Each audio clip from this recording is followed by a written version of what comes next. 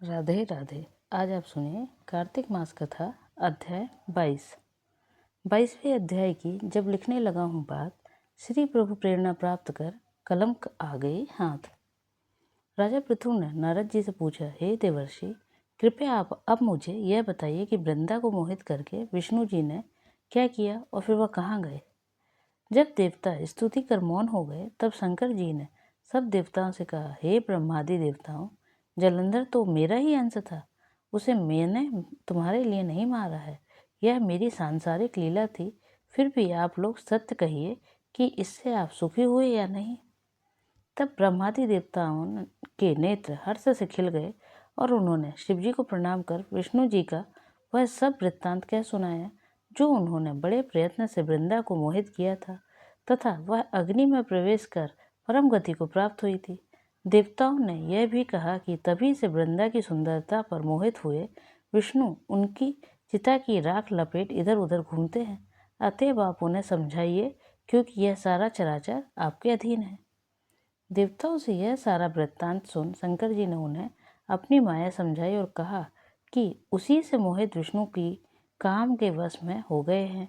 परंतु महादेवी उमा त्रिदेवों की जननी, सबसे परे वह मूल प्रकृति परम मनोहर और वही गिरिजा भी कहलाती है। अतएव विष्णु को मोह दूर करने के लिए आप सब उनकी शरण में जाइए। शंकर जी की आज्ञा से सब देवता मूल प्रकृति को प्रसन्न करने चले।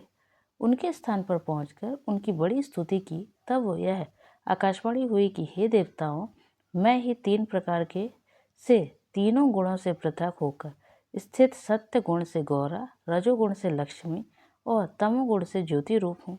अतएव अब आप लोग मेरी रक्षा के लिए उन देवियों के पास जाओ, तो वे तुम्हारे मनोरथों को पूर्ण कर देंगी। यह सब सुनकर देवता भगवती के वाक्यों का आदर करते हुए गौरी, लक्ष्मी और सरस्वती को प्रणाम करने लगे। सब देवताओं ने भक्ति पूर्वक उन सब देवियों की प्रार्थना की। उस स्तुति में से तीनों देवियां प्रकट हो गई। सभी देवताओं ने खुश होकर निवेदन किया। तब उन देवियों ने कुछ बीज देकर कहा, इसे ले जाकर वो दो तो तुम्हारे सब कार्य सिद्ध हो जाएंगे। ब्रह्मादि देवता उन बीजों को लेकर विष्णु जी के पास गए। वृंदा की चिता भूमि में डाल दिया। उससे दात्री, मालती और तुलसी प्रकट हुई। विधात्री के बीज से धात्री, लक्ष्मी के बीज से मालती और गौरी के बीज से तुलसी प्रकट हुई। विष्णु जी ने ज्यों ही उन स्त्री रूप वाली वनस्पतियों को देखा तो वे उठ बैठे।